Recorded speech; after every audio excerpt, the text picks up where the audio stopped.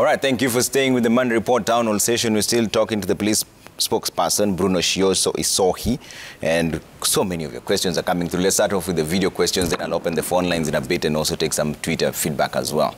See what your first video is all about.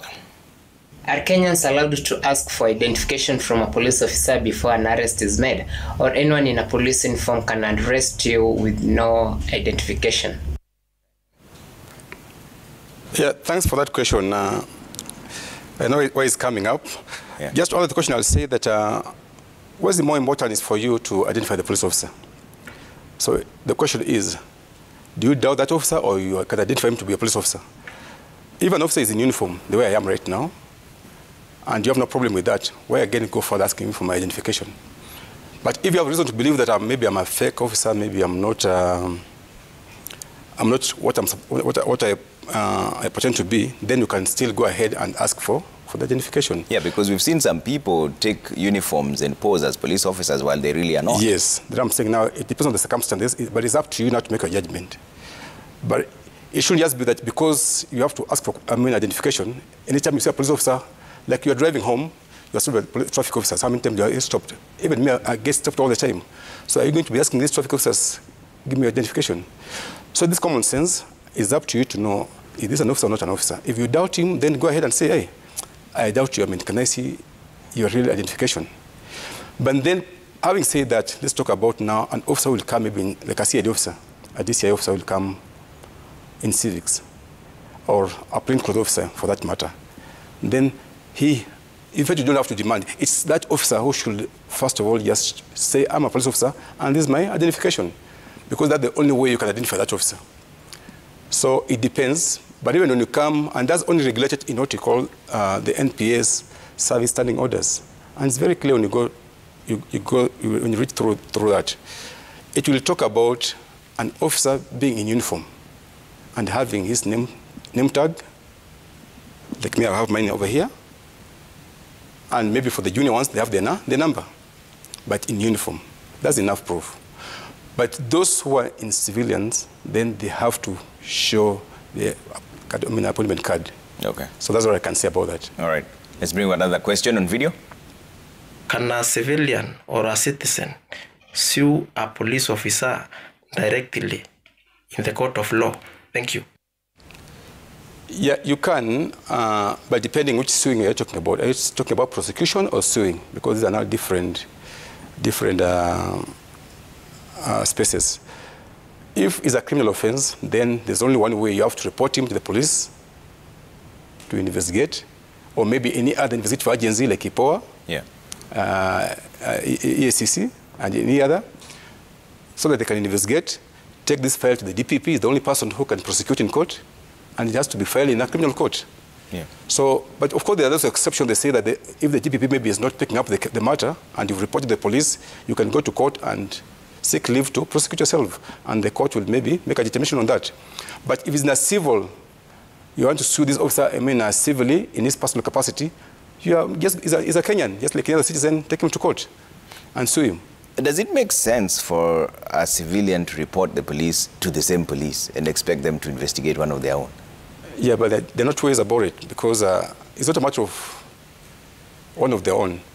Even a police officer should even be able to investigate with their own mother or the father. You see, that's a job and it's guided by law. So that's the only place you can report a police officer. They're the only people who are mandated to investigate cases. Unless maybe it's a corruption case that you can go to ACC, or maybe an issue due to police malpractice, you go to IPOA. But just general crimes, then you have to go to the police. But maybe the internal affairs within the police can pick up the matter. Okay. Yes. Let me bring up another video question. And they have the autonomy. Okay. Now my question to the police spokesperson concerning the killings in the Kerio Valley. Now, the bandits are actually causing havoc, and it seems the government is quite slow in responding to the marauding bandits, because actually you can see people are being killed. In fact, a family has been wiped out by these bandits. Actually, what is the plan for the government, and what is the long-lasting plan for these banditry activities in the Kerio Valley? Yeah, we have a problem in that region. But now specifically, this is about now Kerio Valley, which is within Baringo. We know there's a problem, and first of all, our sympathies go to those families that have lost their loved ones. The issues within that region, I mean, are a bit complex. It's not just an issue of maybe law enforcement alone. It requires so much, I mean, an integrated approach in solving it. And there are issues to do with culture. There are issues to do with politics at times. There are issues to do with conflicts, I mean, over pasture and other resources. So from the government side of, I mean, from the government point of view, when we talk about the law enforcement as the police, we are on the ground and we are trying to pursue and do the best we can. But we have to acknowledge that these are people who are part of the community and they live within the community. So which role, again, is the community doing on their part to tame this issue? And then on the other side of the politicians, which role are they playing to pacify? Because the government, on this part, we send people on the ground, we see the much, we do the much we can, and then at the same time, again, the same government will try maybe to move in again with, I mean, with the relief and other assistance.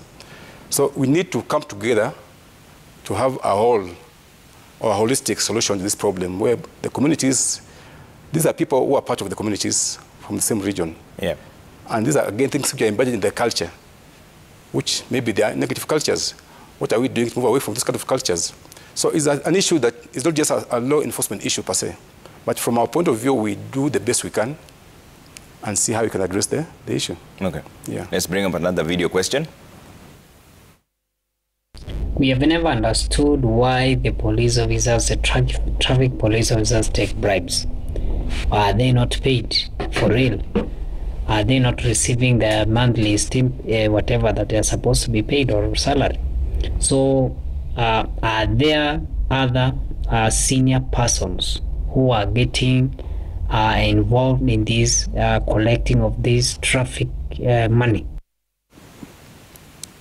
Yeah, the issue with corruption, bribery, and the traffic officers is an old one, and is an issue even internally we keep on addressing in the best way we can. But again, it takes two to tango. We keep on talking about the police or the traffic police, but you don't talk about the people who corrupt them. And they're the same public people. There are two ways to this problem. One is for us to crack the whip and enforce the law, arrest these people. And not just arresting the traffic officers, but arresting them, including the givers. But again, the easiest solution is for the public, for the givers, not to give. Don't just give. We shall halve the problem. And then now on the law enforcement side, we shall have a smaller problem to deal with. But again, these are crimes of opportunity, and where people are dangling money because you've broken the law, you want to be arrested by the traffic officer, and then the first thing you are doing is to throw the money at them. Yeah. Of course, they are human beings. So some people, I'm not saying that they should take, I'm saying as human beings, people are different, depending on their moral background. Yeah. So some of them will fall for them, some will still say no and do their job. And I'm sure most of them are doing their job well. But there are those who will fall by the way. And they're the people we have to crack the whip on through the law enforcement. But it will make it easier for us if we simply don't just give, just say no. But have you arrested enough officers to act as a deterrent to all the others? All through the years we have. All through the years we've been arresting officers, we've been sacking officers, we've been disciplining officers. So much has been happening, I mean, under the ground, I mean, that is not known to the people. We take action all the time. ESCC takes action all the time. We work through multi-agency teams to solve the problem. And plus, including these other institutional reforms through the IG, like the one of the roadblock you spoke about earlier, trying to restructure that sector. So it's an area that we really focus on so that we can see how we can mitigate on that. Okay. Yes. Let's bring up another question that's coming on video before we get into the ones online. We are not happy with the way the police are handling the common mwananchi, given that there are some people they are favoring, like we've seen them in rallies trying to guard these politicians and trying actually to control everything there. But now these people are not even wearing masks and whatever, but they find even one person just even on the way, you know, they arrest this person just because of the mask and arraign them in court. The police should just be fair in their dealings. Ideally, Mr. Bruno, how should you handle someone who's outside of curfew? say you're supposed to be home by 10, 11, you meet a police officer. What is the procedure? We wouldn't say that this kind of a procedure. You see, the issue is, has a crime been committed? Of course it has, because there's a curfew. So you've broken there. But beyond that now, we are saying that we're moving into that from force to service, and that means a lot. From force to service means, as an officer, look at the case, look at the circumstances. If you meet people who have broken the law, and maybe you talk to them, they'll explain, maybe I'm late from work. You see, then tell them, okay, go home. So it depends now on the circumstances of that case, and then how the officer, because now again, officers, they operate on what we call discretion, personal discretion and personal responsibility. So it's not somebody will say that this is how you are going to approach it. When you meet somebody, do this. But a law has been broken, arrest. That's what the law says. No two ways about it. But then beyond that, it's up to the officer now to take the situation and see how best. Because again, you are telling them, we're trying to work closely with the people. We want to bridge the gap between the people and the police. Yeah. So these are some of the forums on how you handle the people. You are saying, okay, you've broken the law, but can you go home? Tomorrow don't come out again, or be home early.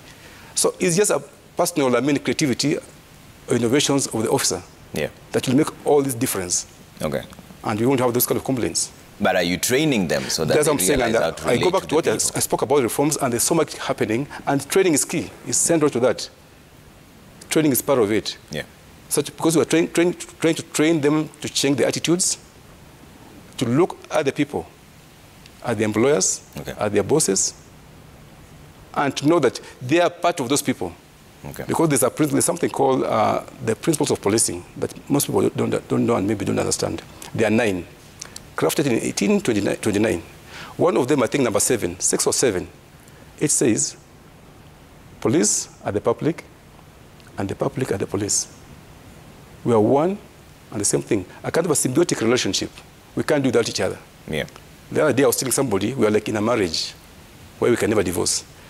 So it's up to us to see how we can work together, reach out to each other, but this challenge mostly goes first to the police. They should show the first, and the bigger hand to the public, because they're the bosses and they're always right. Okay. And then we can now try to see how we can have a relationship. All right. And move forward. Let's bring up another video question. Now my question to the police spokesperson concerning the killings in the Kerio Valley.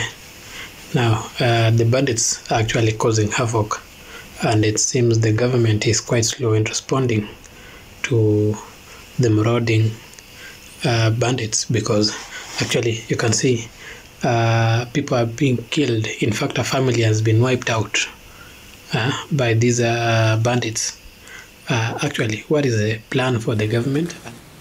Okay, you already answered that question earlier on. Let's bring up the questions that are coming through on Twitter and see what they're saying at Trevor Mbija at Citizen TV Kenya. Use the hashtag Monday Report. Let's bring up the first one and see what the question is. And this is Victor Kipruto. Says, can police help in tracking or recovering a stolen phone when a report is made? What are the guidelines or procedures? Nowadays, cases of phone stealing has increased and in an upward trajectory. Also, some officers request huge amounts and never even help you recover the phone. Yeah, that's a key area of our expertise. Residing at the DCI, we have a fully fledged unit dealing with the forensics of the phones. And let's just talk about the telephony. And you've heard, enough capacities built over the years on that. And how to go about it, simply go to any police station, make a report, get the OB number, and they should be able to make a referral to DCI headquarters, so she'll be able to pick up this. And you have some trained forensic analysts and experts on that. Okay. Yes. So you go to the DCI. Let's bring up another one that's coming through here. Shakil says, what does he mean when he says that the police are not working in favor of the politicians, yet they provide them with security in rallies which are illegal? Aren't they supporting crime? What is this risk assessment? So it depends. Here there are 2 issues here. We have those officers seconded or attached to politicians at their personal security. And then now we have officers, general officers for the location. Maybe we'll go to provide the general security for the rally. So I don't know which one they're talking about. He's actually asking about both. Both. Yeah. Yeah, because if it's that personal security for the VIP or for the politician, they have to be with them at any given time. Whether they are breaking the law or not, somehow they have to be with them. But generally, an OCS in charge of an area should be able to determine whether to give us, to give coverage to a rally based on the assessment is done. If there's no need for coverage, they have to give. If there's need for it, and to which extent, is up to that OCS or the local commander to make the decision. Though as it stands, the gatherings are illegal. Gatherings are illegal right now, right? Yeah, if a gathering is illegal, then they should go there in the first place. And if they go, maybe they'll just go there because it might still be illegal, but then we have issues of now anarchy and law and order.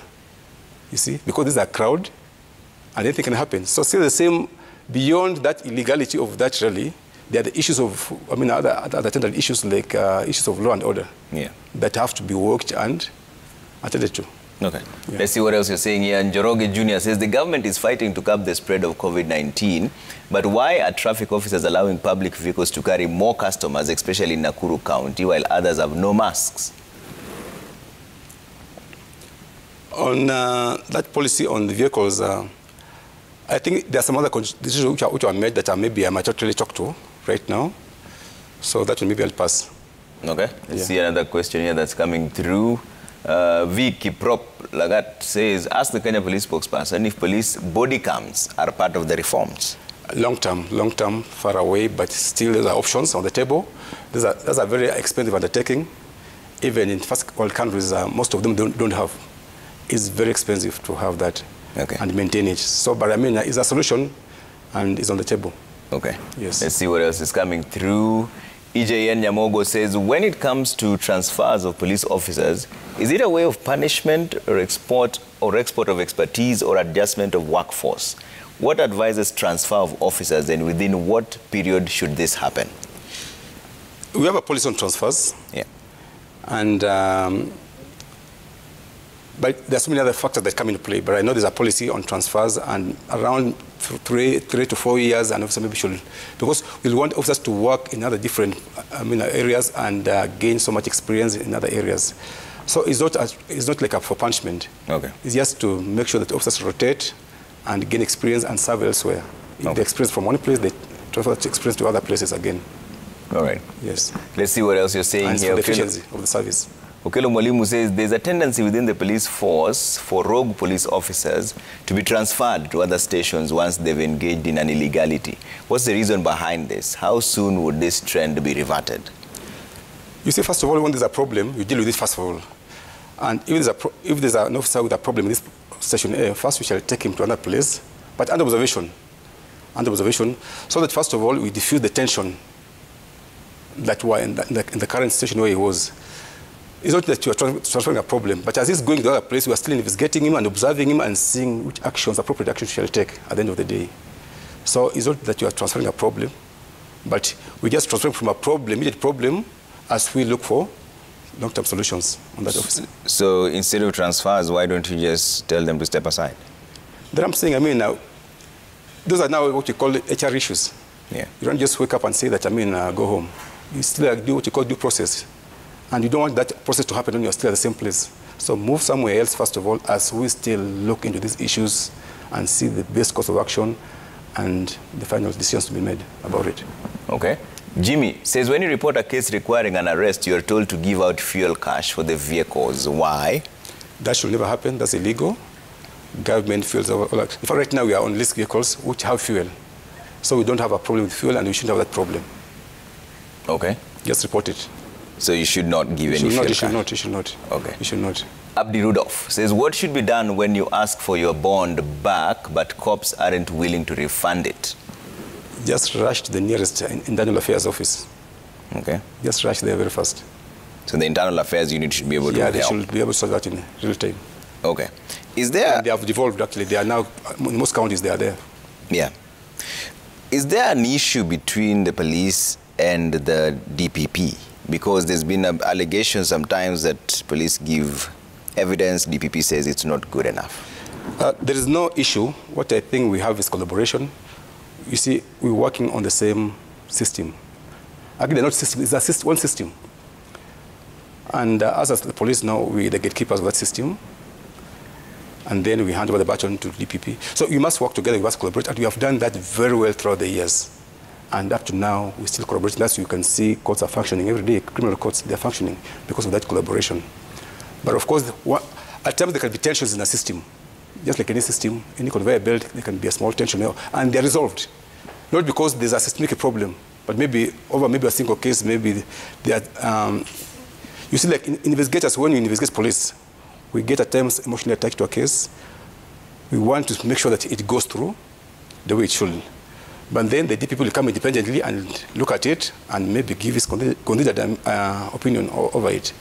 So maybe me as a detective or a police officer might not like that, but that's what it is. So the issue is we have to work together. We have no choice. This is one system. Yeah. And this system is for criminal justice. In all fairness, there are some police officers who go beyond the call of duty and are doing an amazing job out there. Is there a plan to review even their pay packages? Have you had this in the grapevine where you sit? No, that's not beyond my pay grade. I can't comment on that. Those are issues now for my bosses, and I know they're handling that. Every time it's a continuous process where they keep on engaging, but I can't get into the nitty-gritties. It's basically between the IG and the commission to handle those issues. Okay. Yes. Spice Roman says, would like to pose a question. Is it lawful for a police officer to summon you by threatening or forcing an accused person, also giving a timeline to report to the station? Can a police officer call you and tell you need to be here by tomorrow 6 a.m.? Or should they give you latitude? It depends on what they're investigating and the agent in the matter, and that's why police are given that element of force. Although we are service, but we still have that element of force.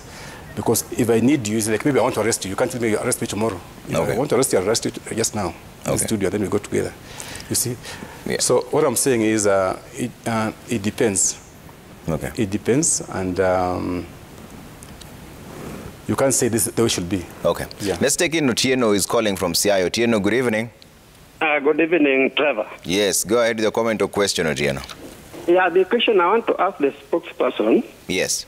Is that the police service has made it a culture to recruit those boys and girls who performed very dismally in their KCSE.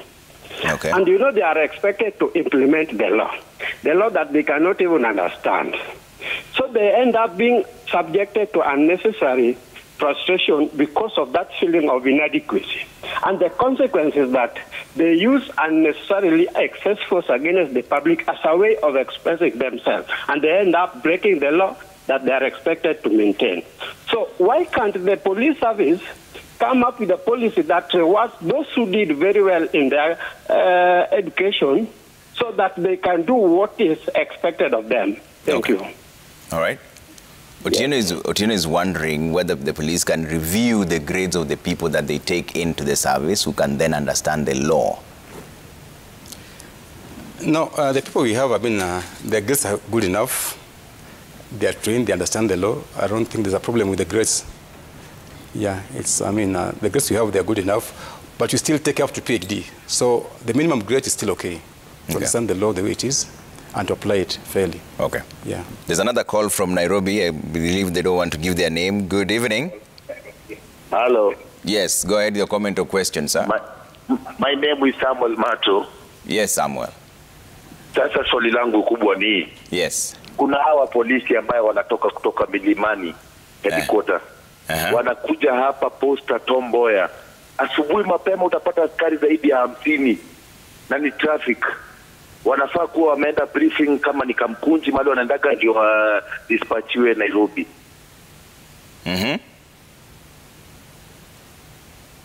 All right. So his question is the police officers who come from Milimani unawapata kule Tom Mboya. Yeah. Hiyo ni makosa. Hiyo ni makosa na isifanyike namna hiyo. And those are issues when they happen, I call the next. And we have even those police lines, you can call them, reach to the other senior officer, call traffic one at traffic headquarters, and they'll handle that issue. So police are supposed to be in a particular jurisdiction? Yes. So if you're in Milimani, you're in Milimani. You shouldn't come and arrest me in Donholm. You should not. You should not. Okay. But if you have to go there, maybe it's known that you are going somewhere, your boss will be able, if you call the boss, he'll be able to know that I've sent them somewhere, and the local commanders again are aware that we have officers from Milimani who are doing this operation within our area. Okay. Yes. All right. What Abdi Rudolph here says, what should be done when you ask for your bond back? You've mentioned that already. And there's also another question from Cashford Hinga. And there was another question that came through on the 2022 elections. What is the plan? Are you ready for the 2022 elections? We are still planning, we're preparing, and it's in a very high gear. Yeah. So we have a multi-agency team working on that, from police and all other stakeholders, including the ABC. So it's work in progress, but we're on schedule. And all will be fine. Okay. Yes. Dr. Smith says, in case of a car accident, why do traffic police officers ask for a bribe before writing for you an abstract? They shouldn't do that. They shouldn't do that. That's what I'm saying. Those are the issues. When they ask for a bribe, just know where to go to. Go to their bosses. If you can't go there, go to tell them, okay, I'm bringing. And then you go to Internal Affairs or EACC. And they'll handle that. Should traffic police... So are they supposed to arrest you if you make a U-turn somewhere where there's no sign? That's not discretionary, because if you break the law, a police officer will choose either to arrest you or to warn you, but not to take a bribe. That's not on the table. Okay. Yeah. Finally, as we wind up on this, because we've run out of time here, what would you want to be known for, Mr. Bruno? Because you're just coming into this, you're less than 100 days all in office. We're heading into an elections. What do you want to be known for? Yeah, I want to be known as that normal police officer who came in to assist the Inspector General and the DIGs and the DCI, be able to improve on the image of the police by communicating effectively on the police corporate policies, and at the same time reach out to the public, try to inform them, try to educate them, and also try to listen to them and learn from them, and tell them that you are our bosses, watch over us, where we go wrong, correct us. But we want to work together, bring us information, because without you, we can't work. So that's the legacy I want to leave in the office. Okay. Yeah. Thank you so much for making time for us this evening. Bruno Shioso Isohi, police spokesperson for the National Police Service. We'll definitely have him here again to answer all your questions. We couldn't answer all of them, but we'll definitely bring him back sometime to get all your questions answered, right?